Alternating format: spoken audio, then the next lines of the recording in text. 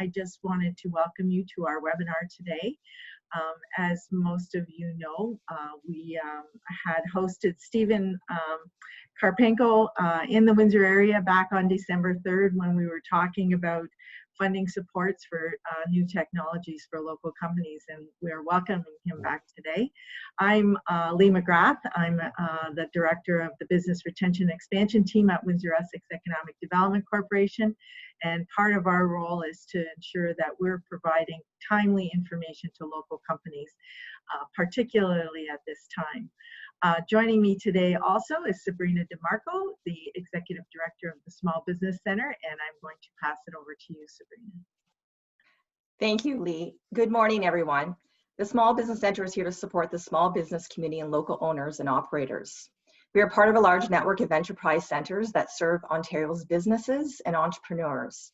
Serving businesses in Windsor-Essex, our team provides a variety of business development support services, including business consultation, training, mentorship, and networking opportunities. Business owners of all sizes, small and medium, across all sectors are experiencing extraordinary challenges due to COVID-19. That is why we have teamed up with our partners with the Ministry of Economic Development, Job Creation, and Trade to offer this morning's webinar. Let us begin. At this time, I would like to welcome our speaker, Stephen Karpenko. Stephen Karpenko has over 15 years of experience working with small and medium-sized businesses on leading their operations and managing through challenging financial times. The COVID-19 crisis has created circumstances that none of us could have imagined a year ago. Stay tuned as Stephen presents some practical advice and provides focus on the key challenges for businesses and what Ontario government programs are being launched. Welcome, Steve. The platform is all yours. Hey, thank you, Sabrina and Lee, and great to be back. I hope everyone is faring well. I'm just going to shift my screen over here. There we go. So the topic is navigating through turbulent times, and it's interesting in the sense that for small business, medium-sized business, there's a lot of turbulent times. We just happen to have like a real intensification of it over the last few months and looking forward. So my goal today is to give you a little bit of information, hopefully one or a couple ideas that you can take forward and take action on right now to help you get through we're kind of coming out of the crisis mode into reopening and then back to growth. And we don't know how long that'll take, but giving you that focus and that confidence to go ahead and make some moves and maybe get a little bit out of your comfort zone and start to rebuild that business. So the agenda, I'm going to set the stage for you, and then we'll go through kind of the macroeconomic view, how we can look at companies in terms of key performance indicators and performance dashboards to get the information that we need kind of on a daily basis to help us with the decision making that we need to do and provide leadership, and then look a little bit more detail in terms of action items and actionable things that we can do right now to help navigate through the challenging time.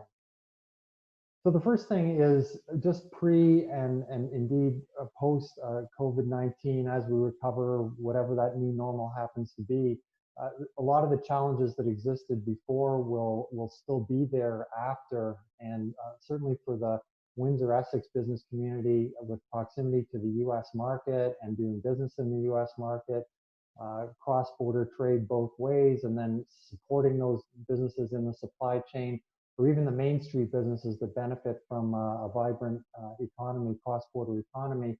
There's more challenges maybe in Windsor-Essex than you might find in other Ontario communities. So that's something that is going to be there, and just creating a lens towards those challenges and getting the information you need to keep your finger on the pulse. And here's a list of kind of the top 6. Right at the top there, you have international competition, the opening of markets, for example, through free trade agreements that we've launched over the last couple of years, whether it's the CPTPP in Asia or the new USMCA in Canada, or free trade agreement with the US and Mexico, or free trade with Europe.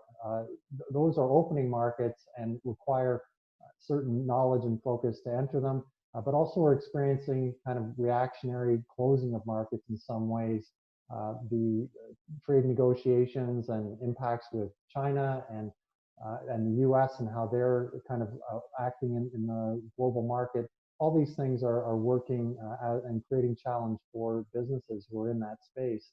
Certainly the speed of innovation is coming into play. And last time I was in Windsor-Essex, we were talking about things like the factory of the future and the changing automotive sector and the use of new technologies to remain competitive. And that's certainly not only going to be there on the rebound, but it's probably going to be more intense because things like our new business model challenges and how we adapt to this kind of changing future will definitely spur on innovation, and that has its own challenge. Financial markets, we know about that instability. We've experienced a lot of that since the beginning of March, and certainly going forward. Who knows what the impact will be on access to capital and borrowing and that kind of thing. Time will tell. But certainly we're seeing an increase in real-time data analytics and how we use that, real-time decision making. Attracting and retaining talent certainly will be there going forward. And then the impacts of closing of businesses and how consolidation, creating in some cases larger competitors, in some cases competition will lighten. But again, these are the kind of key challenges that we need to be aware of. And to stay on top of that requires just having a finger on the pulse of information and trends that are going to shift those things. And the first area I'd like to discuss are the external warning signs. And I titled this, "What is your news feed?" And what sources of information do you have to allow you to keep your finger on the pulse of things that are changing literally on a daily basis?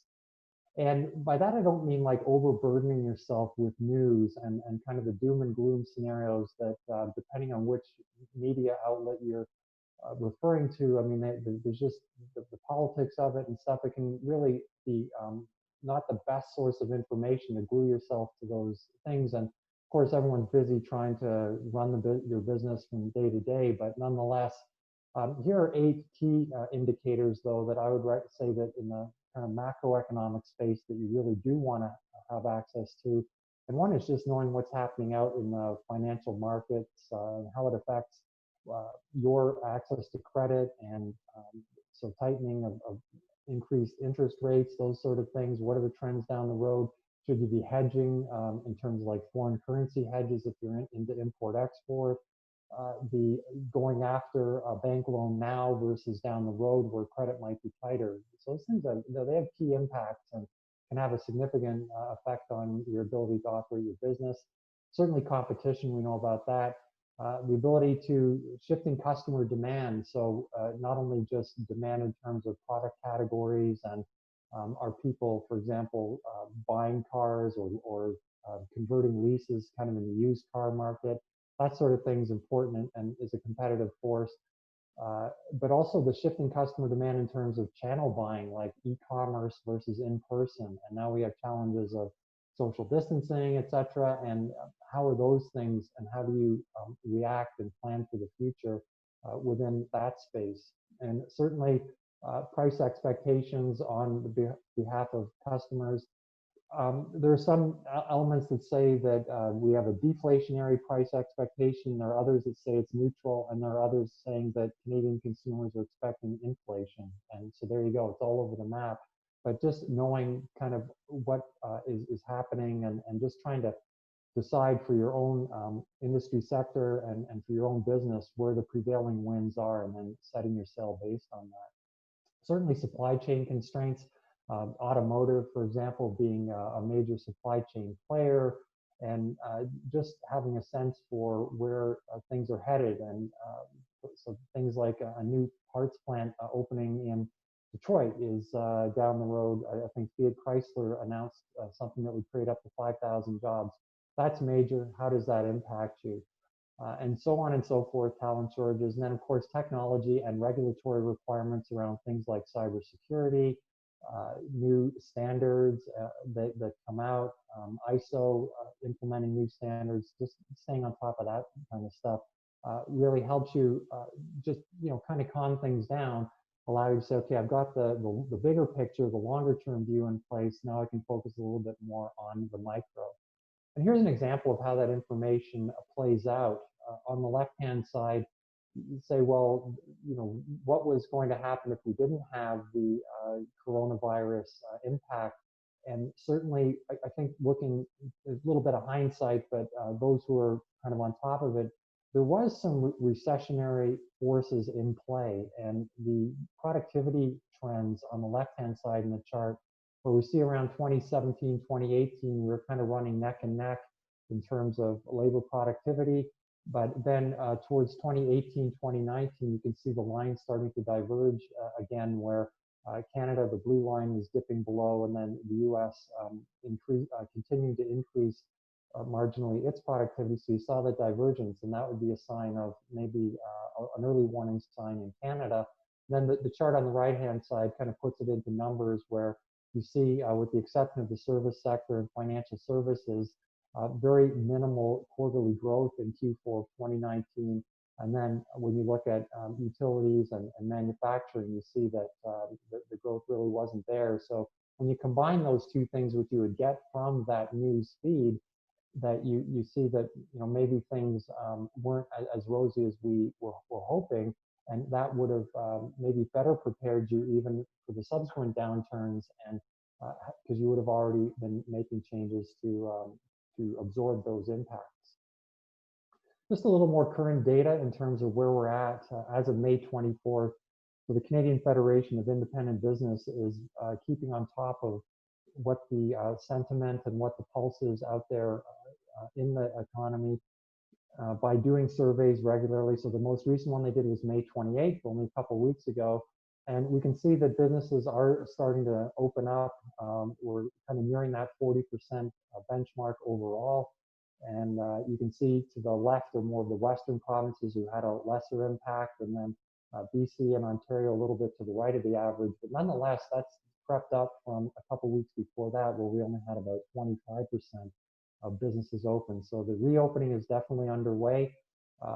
Important in the overall impact at the bottom there, that 75% almost of businesses had a drop of 30% or more, and almost half had a drop of 70% or more. And certainly you look around and can see some of that, but those are pretty significant changes. And the thing to keep an eye on is how slowly are we going to reopen, and how does that impact you directly in terms of your suppliers and your customers. So just taking the story a little bit further now, looking at taking the pulse of your own company. And this is what I would say is the dashboard, or certainly my top 10 key performance indicators. And I would say that if you don't have access to this information right now readily, but that's something you can do immediately. If you have a little bit of extra bandwidth or someone on your team, find out where this information is and start to gather it.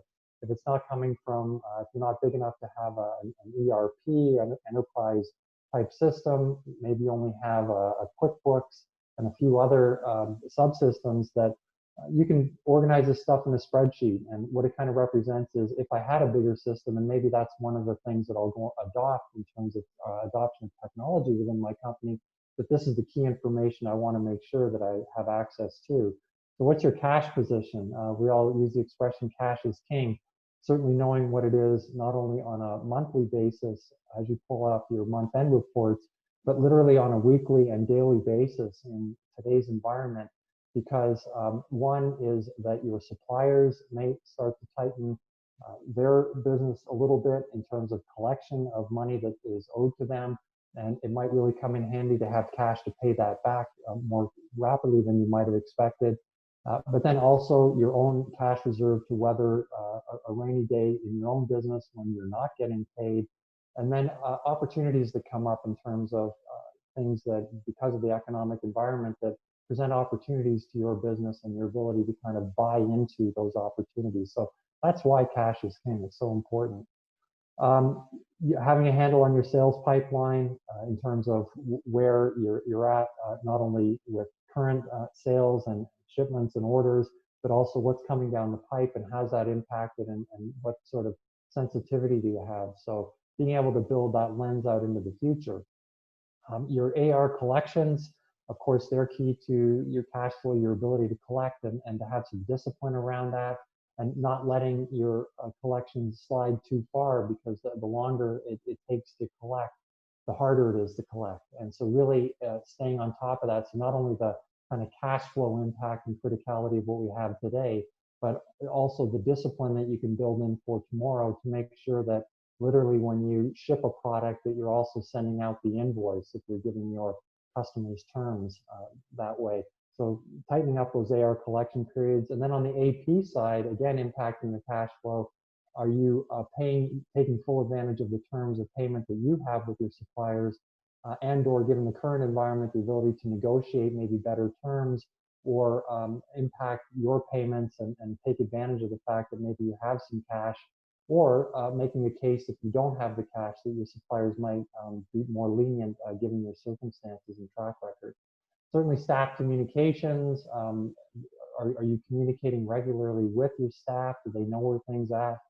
Opening up, being more transparent, I think is something that's going to be part of this new normal going forward, that employees need to know, they want to know, and that peace of mind and that mental health that goes with that, and security goes a long way in terms of having people being able to kind of show up ready to work every day. So making sure that you have that transparent communication.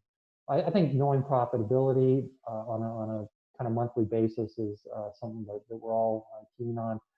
Inventory turnover isn't something that's always a #1 priority. It's kind of like the warehouse is full, we're able to meet orders, our flow through is there, and so just a lot of times it's like, okay, that's not a priority, but maybe trying to improve those inventory turns now, bumping that up a little bit, and because that's something that we know that not only with the capital tied up in inventory, but if you have any kind of stale dating issues, just really trying to innovate and find ways to increase the turns within your inventory and get closer to that lean or just-in-time type model, and building in some of those disciplines around that. We talked about financial liquidity. I think product quality goes without saying.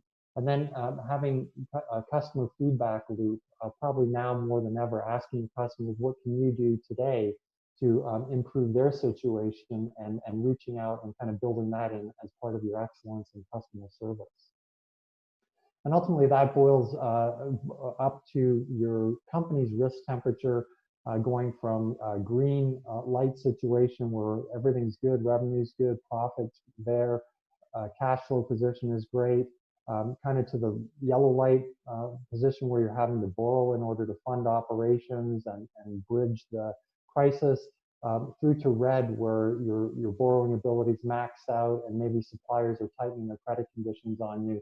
And that's a real tough situation, and hopefully that we can weather the storm and then get back to these key performance indicators. And when you look at all 10 of the ones I just presented, if you can kind of get to a level of excellence in each of them, you'll go from kind of red to pink, yellow, and back up to green. So let's look at some of the challenges. And what I'd like to do here is the green boxes are ones that you can action on right now. And if you take 1 or 2 away over the next 4 slides, or take the next 4 slides and give 1 to each of someone on your team and say, is there anything on here that we can do today? Then good job, and that will move you forward. So I'm going to focus not on the whole list because there's a lot of information there. You can take that away when you get the slides, but I am going to talk about the top 3 that are in the green box for each of the next 4 areas. So one is, do you have clear market positioning? And that translates into, if you're a Main Street business, to your customers, as we now open up and people are starting to take back to the streets and walk by, taking an opportunity to really clarify your market positioning and where you offer excellence, whether it's in product or service. And it's kind of akin to the shoe repair store, and that's what their sign always says, shoe repair. They might sell belts and do other things, and they can do a whole lot of different things, but when it comes to the market positioning, it's shoe repair, it's cell phone repair, and those are 2 really clear examples. So what's the version of that in your sector? Are you focused on today's orders, making sure that not only meeting but exceeding the customer expectations in terms of those orders, So there's the quality dimension, there's a timing dimension, there's the after-sales service, being able to handle returns, and taking the opportunity to communicate with customers if you have something in there that you're offering new as a result of the crisis situation, as a result of reopening, that you're able to reach out and say, hey, not only are we back in business, not only is your order shipping on time, but here's something else we'd like to offer you. And those are things that you can do right now. What we saw during kind of the crisis / reopening were stores taking to e-commerce. And this affected Main Street businesses more than if you're dealing kind of in a business-to-business fashion. But what we saw were businesses saying, hey, I'm open, here's my website, just visit us. And so in this case, it became using e-commerce on the web not to find new customers and reach out beyond our normal boundaries, but as people were starting to kind of emerge and wondering how they could interact, it was reaching out and a tool to reach out to loyal customers and say, hey, we're still here, we want to do business with you, here's our website, come visit us. And there's quick ways to get up and running in terms of e-commerce, not wanting to oversimplify too much, but when you talk about just the ability to take an order online, those are kind of the easiest e-commerce implementations and literally can be done in a weekend with some expertise on the right tools, some of which I've got here. If you want to get more elaborate in terms of integrating with your existing business systems, absolutely. But maybe on kind of day one, week one, month one, that's not your priority. Your priority might be just to open up that line of communication, being able to accept orders from people, do the curbside pickup, and maybe it introduces a little bit of manual effort kind of in the back office, but that would be short term. As you learn about your e-commerce side of your business and start to open up more of that, then you kind of start to look at those business processes and how can we be more efficient, of which the e-commerce platforms accommodate. And then when you're looking at B2B, you're maybe less the Shopify, although they claim to have a whole bunch of B2B tools and plugins, but also you have other alternatives like BigCommerce, where they are more specialized kind of on the B2B side and plugging into ERPs and that kind of thing. I noticed that just late last week that the ministry announced a new program called Digital Main Street, which is $57.6 million to boost online sales for the exact kind of business opportunities that I was talking about. So keep an eye out for that, and that's sounds like a great new program. So in terms of competition, looking at your pricing, in the short term, we might see some price discounting. I don't think that constitutes a long-term trend, that you're just really trying to reconnect with maybe, again, those loyal customers, get a couple new customers. But in terms of like cutthroat price competition, that's not what I'm talking about, but just really looking and seeing, are you remaining competitive? Because these days, it's not just about price, it's about being open, it's about facilitating a sale, delivery, social distancing. There's a lot more elements, but certainly pricing is part of it, and that's something you can change overnight. And certainly, but looking at it competitively, making sure that you're not perceived as sort of a laggard in the marketplace, that you want to step up and show that leadership in terms of your competitive positioning and being really great at what you do. And that might require utilizing talent that within your team that you've maybe not thought that this person or that person could do that job, but maybe given the circumstances, basically saying, hey, let's all step up. We've got to make this happen, and getting at some of these things and some of the customer service excellent challenges, and maybe reassigning someone to handle that and take leadership with that. If you're a larger company looking at sales distribution, looking at global opportunities, this might be a great time to look beyond your current order book, your current customer book, and take a chance and get out of your comfort zone a little bit. And maybe while your competition might be a little bit slower to get back up and running, that you take advantage of that opportunity and challenge your sales team.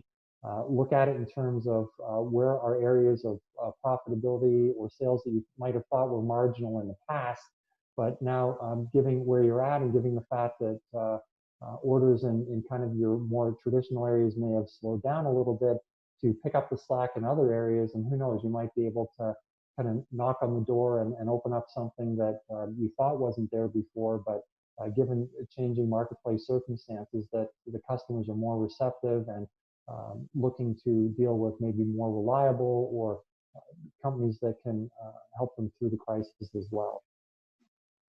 Finance, we talk a lot about cash flow, but do you know what your top grossing products, services, and customers are in terms of knowing what those margins are? And that's a little bit harder information to get at when you think of a QuickBooks or a simply accounting type of a package where they don't really do a lot of costing. And if you don't have that discipline on your team, it's a little harder to get at that information. And many small businesses I've worked with where I've actually built a spreadsheet-based tool to help them with manufacturing costing in order to understand what the most profitable areas of the business are. I encourage you to know what that is now, because as you make decisions in terms of what you can keep going and how you prioritize, it really should be based on profitability and the cash flow that brings. Which brings us to things like your rent, your facilities. As we go forward, people are now used to working at home, and there's a lot of talk about how do we leverage that, and does that give us an opportunity to use less office space, or are we going to have to use the same space kind of in a broader pattern in order to protect social distance? Regardless, it's an opportunity to have a conversation with your landlord if you're a renter, and to talk about how maybe you can renegotiate a lease or something you've been putting off. Maybe your lease is coming up for renegotiation, and just try to free up some cash flow that way. And then the government programs, we've talked a lot about those, and Nancy Crichton, who's a master, who's with the ministry, who's a master of programs, making sure you just go back to that chat list, go back to the tools that she can provide, and make sure you're taking full advantage not only of the provincial programs that we discuss most often, but also the federal programming in terms of wage subsidies. I know that I think statistically, probably only about a quarter of employees have tapped into that as far as like EI type benefits, and I'm not sure what the number is in terms of corporate entities or businesses taking advantage of programs, but go back to that, and if you've got someone on your team who can take a look at those, not being intimidated too much by the paperwork, and go out there and get the money you need in order to cushion the impact and the risk going forward. And finally, how does this wrap up in terms of the management information systems that you need in terms of not just your monthly financial statements, but preparing budgets? And I think given the circumstances of the day, that the budgeting periods and the cash flow planning periods need to be tightened up, whereas before maybe it was monthly, perhaps now you need to look at things on a bi-weekly or even weekly basis. Certainly wouldn't be unusual during the crisis for teams to convene for 15 to 30 minutes on a daily basis, just to make sure that you know what money's going out the door, what money's coming in, and how that impacts, and then kind of doing that on a daily basis, and that discipline makes your life way easier. And so knowing that, having access to that information, not only for today, maybe in a more manual way because you need it, but also in terms of saying, hey, this is what I need going forward. And then as we get back to tech adoption and investments in systems, that you know what your priorities are and what you can really benefit from. So new business models, right now we have the reopening version of stuff, and whatever that takes, whether it's lineups outside retail stores. In the top left there, we have a check-in at an auto parts manufacturing facility, and on the bottom right, we have the personal protective equipment in place, and it's a little harder to maintain social distance on a food processing line, but trying to engineer something that meets the requirement in terms of PPE. These are all different versions of reopening and getting back up and running. But we have to wonder, is that the new normal, what we see now, or will innovation allow us to evolve to the point where we can speed things up and get back not to how things were before? That may not come back in its past form, but the new form may equally allow us to be equally as kind of rapid and reactive in terms of the marketplace, whether it's on the top left, drive-through type grocery stores or walk through, which are kind of contactless in this scenario, where the shelves, you're protected by the physical distance of your car. On the bottom left, a new airplane seat model, which has the reverse middle seat.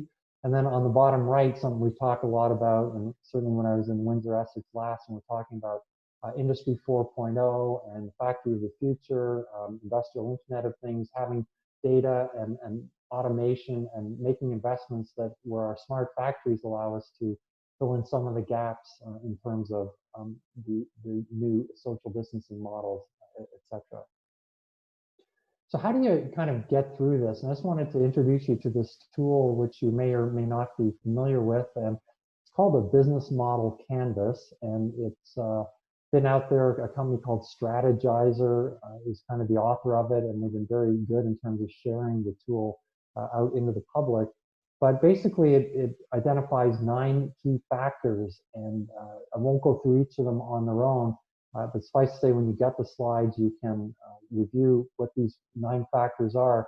But the way to use the tool is to look at your business model in terms of your value proposition and the other 8 things that are supporting it, and identifying right now what works and what doesn't work. So if you were to put a check mark in the box that says, hey, this hasn't changed that much, seems to be working for us, and then identify the areas where now you're experiencing some challenge, that you flag those, and that you then focus on those challenge areas and say, well, what is it that we can do to kind of fix this or migrate or come to what is going to be our future model, and then circling back to your value proposition to that overall business positioning and saying, does that change anything for us? Does it open up new markets? Are there new relationships that we need to build in? Do we need to backfill or have a plan B or a secondary source of supply? Those sort of things. And that's how you use this tool. So if you haven't done anything in this area before, you might kind of try and fill in some of these blanks.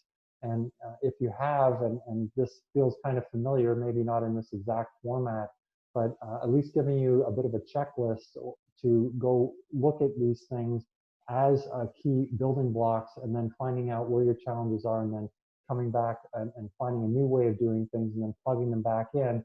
And that may give you a very clear roadmap in terms of how your business needs to shift and transition into the future. So a little bit theoretical, but at the same time, there's a practical element to working with some tool that allows you to facilitate this conversation within your leadership team. So making the repairs and turning it around, and I think everyone has been impacted in some way, shape, or form, as we saw in the earlier numbers, some more seriously than others. So we're all kind of in a turnaround mode in one form or another. And the first part of that is setting a goal. And you say, well, you know, what's the value of a goal? It really becomes a rallying point and something that you can use to say, to bring your team together and say, hey, here's what we need to do, and get everyone talking about how each of the different functional areas can make a contribution or adapt in order to get you closer to that goal. So setting a goal gives you a focus, a rallying point, and gives something for everyone to kind of feel hopeful about moving forward. So that's the value of it. It's a real key thing to do. And managing expectations, everyone is impacted in some way, shape, or form in terms of, you know, just reduce those expectations a little bit. Maybe more people need to contribute to a task in order to get it done. Throughput expectations may be lowered, but at the same time, celebrating success when you start to hit your targets and hit your goals, and tracking that on a weekly basis so that you can see things returning to normal, and having a way through those KPIs that I showed earlier, that so with the goal, with managing those expectations, but also being able to track success and the return to normalcy, seizing opportunities along the way, and certainly focusing on survival. And if that requires you to do things on a daily basis that you used to do weekly or monthly, then do it.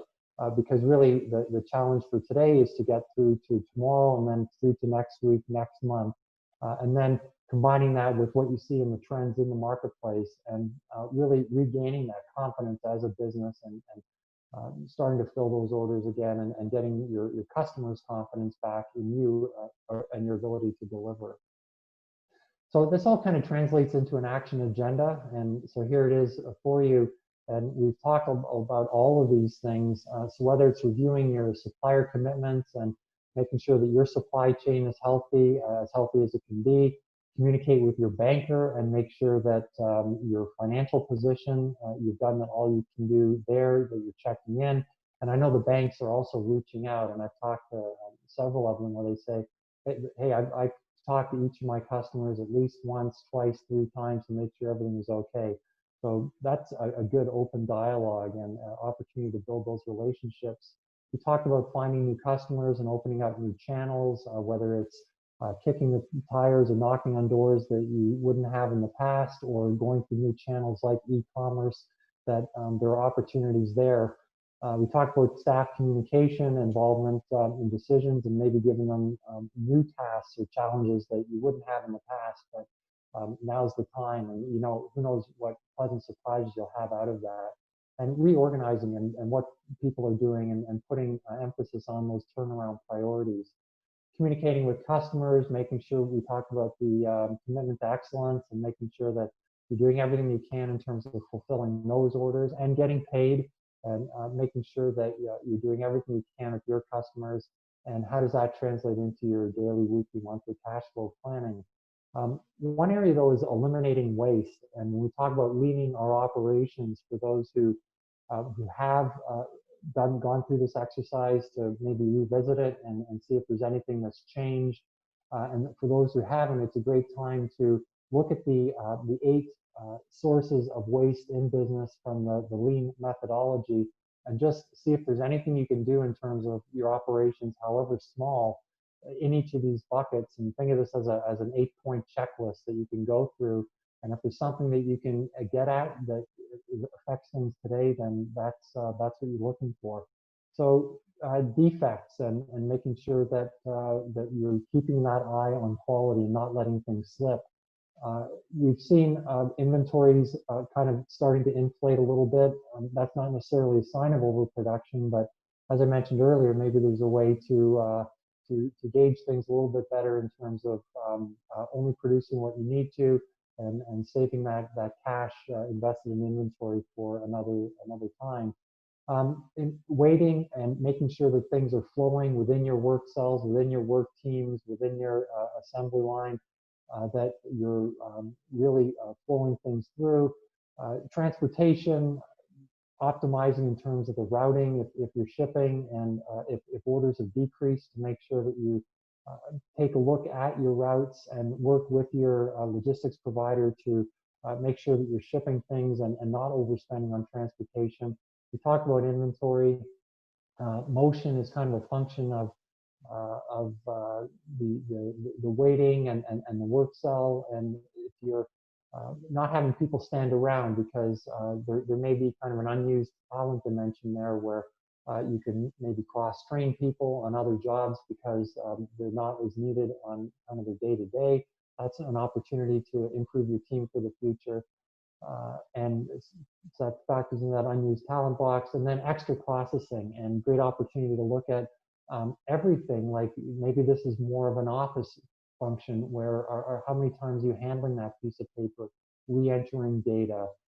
Maybe take time and look at those things, and maybe opportunities to not only improve when it comes time to adopt that technology and try and start to automate, but maybe just in terms of reducing error handling, frustration, piles of paper, and start to optimize things a little bit. And I think everyone just feels better when you're going down that road.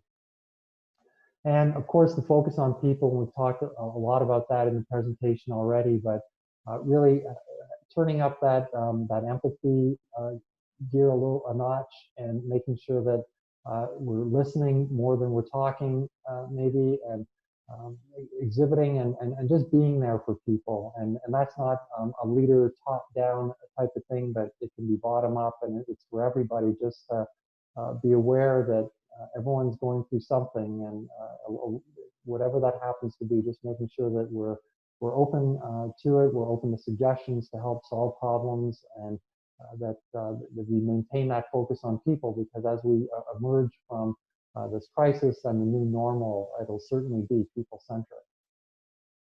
And then preparing for the race back. So just in terms of summarizing in another way, the key success factors that I mentioned in terms of cash generation, those receivables and payables, in terms of understanding where your profits are, keeping costs low, leaning operations, optimizing inventory levels, optimizing turns in order to maximize your cash flow through the business, and also reducing your capital outlay in terms of inventory, your working capital. Looking at your sales force productivity, new potential markets, new customers in order to grow the business. And then ultimately, it's everything about the customer, and taking advantage of opportunities now to use channels of communication that may have been closed before, where you represent the voice of your customer in your business, and bring those things back, and start to shape your new normal in terms of how your relationship is with your customers and within the industry and market. So just in closing with a great quote from Mark Cuban, the entrepreneur, talking about how in 5-10 years, we're going to look back and say this is an amazing, great time for innovation. And there will be companies that come out that we aren't aware of yet. They may be working on it, but you've got to figure in the next 5 to 10 years with the innovations that are required. And it's not just the stuff that we learned over the last 3 or 4 months, but maybe some of the lessons that were leading us down the road to recession in the late part of 2019, that there were innovations in the works then, there are innovations in the works now. And we certainly talk a lot about technology adoption and what we can do in terms of processing, like the kind of plant-based businesses that we have. But now with e-commerce and this e-commerce fund, that we're able to talk a bit more in terms of even the business to consumer, Main Street retail, and how that innovation is starting to affect that as well. So thank you very much. As I said, my goal was to give you, hopefully, each business 2 or 3 tidbits, something to action on now, and that you can improve today, and then also opening up that lens a little bit in terms of reopening and future growth and the new normal, and helping you to build that for your company as well. So thanks very much. Let's turn the screen back over. Okay, There we thank go. you so much. We do You're have welcome. a few questions, Stephen, from the Sure. audience. So I'm going to start off with the ones. There is one first one that I do want to address, and that is might answer some of the other questions. Is it time for our businesses to adopt technology, and what are we thinking? You did touch on it a little bit about e-commerce. Are we thinking that that's the way we're going to be heading in the future? That's a great question, and those of you who I know from my last time in WindsorEssex, it really was about technology adoption, and we're talking mainly about not just things like ERPs, but now we have the integration of operational technology, where we real-time feedback in terms of using sensors on the line to provide data, not just for uptime of lines and things like power usage, but as we go further down that road of tech adoption, we'll also have probably automated quality control and inspection of product coming off the line. So it won't just be statistical quality control, it'll be kind of 100% and pulling defective things off the line. So you got to imagine in the factory of the future that the tech is just going to continue going down this path, and ultimately leading to real-time data process integration, where some of it will be automated and some of it will be direct feedback to supervisors where they can action on it immediately. So that to me is kind of the low-hanging fruit on the B2B side, and that translates into warehouse productivity and probably improving those that inventory turnover that we talked about, and a lot of the optimization. So much of the algorithms we use now are based on statistical analysis of processes, and with more and more sensors and more robotics, what we're getting to is it's not just kind of a sampling, that it's actual real-time knowledge of what's going on the shop floor. And and those technologies will probably take us to the point where we're really squeezing out every sort of element of optimization that we can. But then that becomes a real competitive thing, because if you're not, you get left behind much quicker. And then integration with our suppliers. So I think that's one big part of the tech adoption space, is kind of that B2B thing. But in terms of e-commerce, yeah, I mean, I've been in the e-commerce space for a long time, and I see the technologies coming out now being there's a lot of low-hanging fruit in terms of picking off things like a Shopify implementation right through to more sophisticated stuff that we're talking about, supporting like curbside pickup and how do I connect with customers who are still not really coming out. Anyway, that's kind of a long thing, but I guess for me, I see it flowing right through now to the consumer space, where it's all going to start integrating on the connection points, and that the vendors like Shopify, BigCommerce, and the ERP vendors are starting to step up in wherever their area of expertise is, and when you start to see tighter coupling on all the connection points. And to me, that's a great thing. Hopefully, we all accept it as we go forward. So we have a couple of questions, and Stephen, I'm not sure if these are something you can help with, but they're really focused, both the questions are really focused on the downtown cores of the municipality, so the downtown core of the city of Windsor. Is there any data or information that you have on reviving the downtown during a time when we're seeing, you know, potentially businesses closing? So, you know, right now our downtown core, we have a vibrant restaurant industry, not as much a vibrant retail industry. So just wondering if you, in your experience, and I know this is more of a municipal ask, but wonder if this is two of the questions we've had on the chat. Well, yeah, I mean, the programs that are out there in terms of trying to create a bridge from kind of the past to the current to the future, I think are pretty well documented. And I know the chambers of commerce and the economic development organizations are just doing everything they can, and there's multiple places to find the different information. I am hearing that some businesses are a little bit, it's a little daunting in terms of filling out the paperwork and getting to that, and sometimes the day-to-day sort of crisis priorities keep pushing those things back. And I think that's a factor and the longer we wait, kind of hoping things will get better, they don't necessarily get better. And so I think that's why I'm kind of a proponent of, hey, if there's something you can take advantage of, and somebody who could help you with that, because they're not as busy as they were, get them on it, and at least find out what's available to you in terms of, because that crisis may not be here today, but the thing we don't know is how long these things are going to stretch out, how soon things can actually get to being 100% open. And I know everyone's trying to step up to that, but there's also like, how were things, let's say, at this time last year? And you know, there are businesses come and go all the time. There's a certain amount of churn that always exists in the entrepreneurial ecosystem, and that would have been there anyway. And then we have the kind of recessionary impacts that we were starting to see, and kind of that recession looming on the horizon in late 2019, very early 2020, and you got to figure that is still there as well.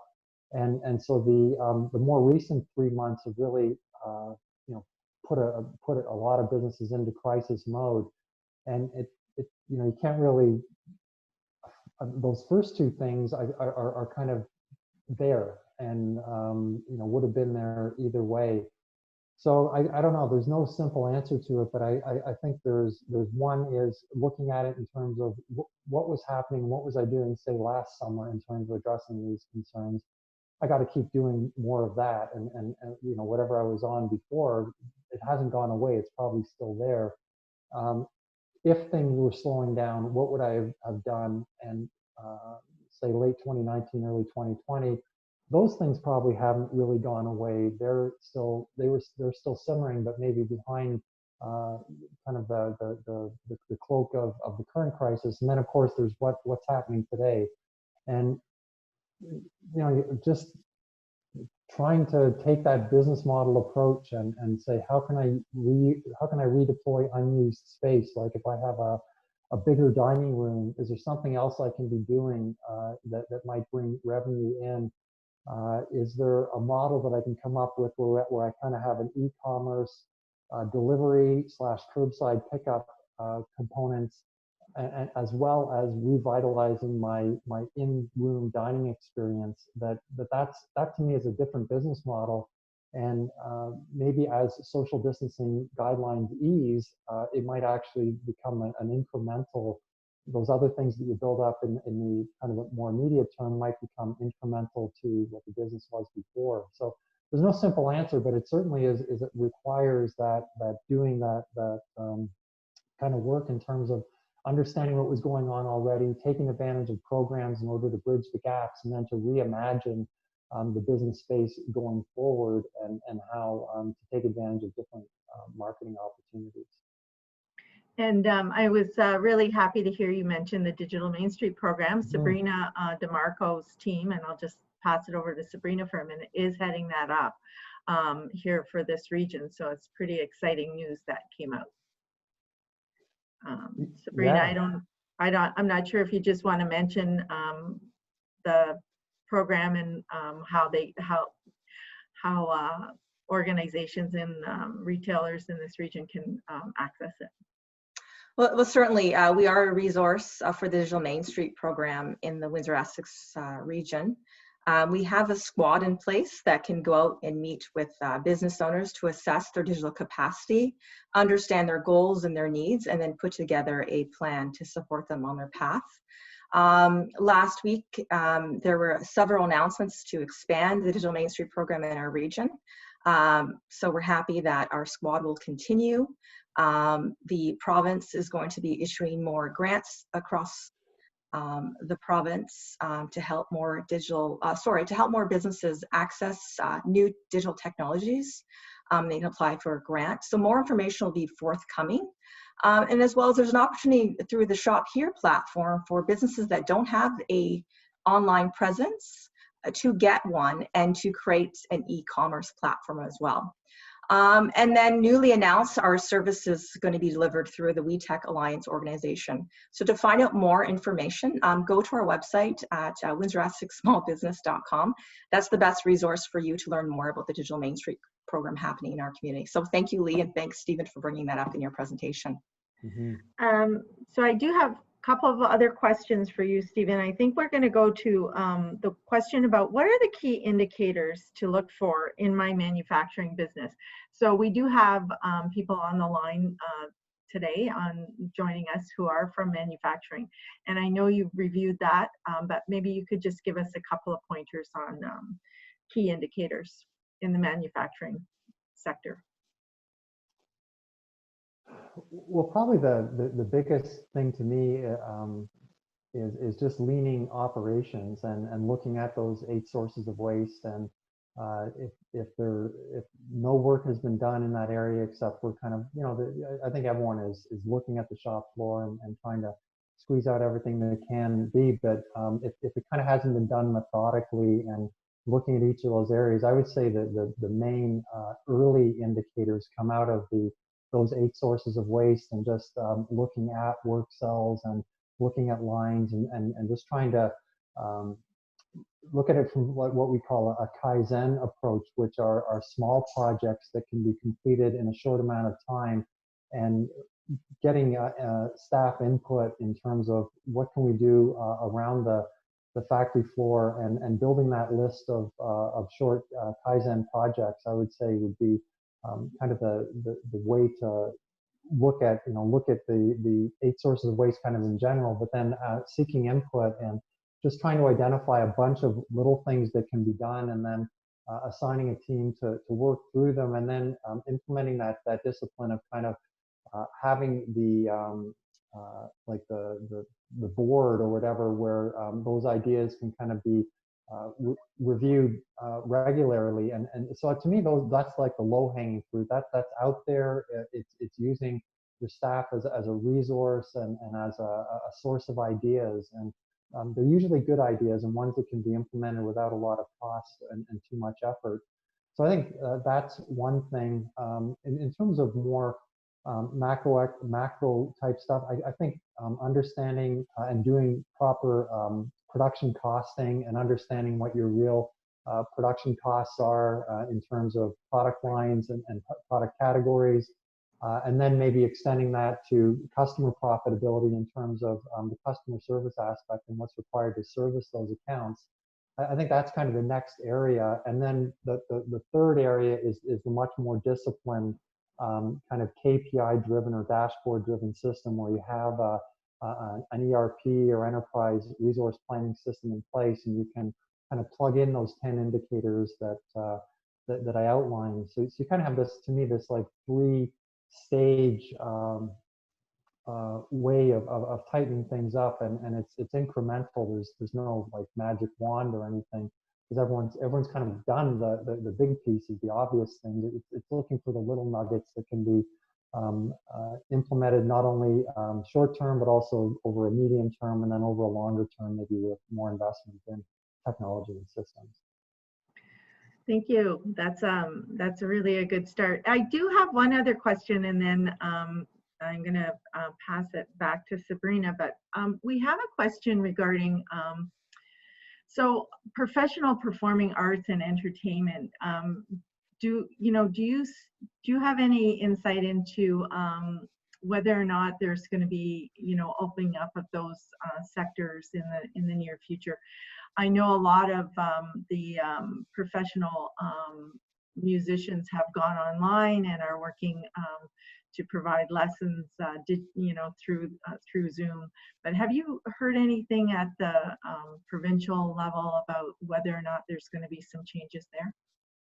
I haven't actually. Okay. Yeah, those conversations are happening at a different level and in different venues that I'm privy to. I guess obviously the first thing is getting our things like our getting haircuts and that sort of thing. But no, I don't really have any insight. I mean, I'm a big sports fan, so I'm following closely what the NHL are trying to do, Major League Baseball, and boy, if they can't figure it out, you got to figure that it's more complex than meets the eye, and your Okay. guess is as good as mine.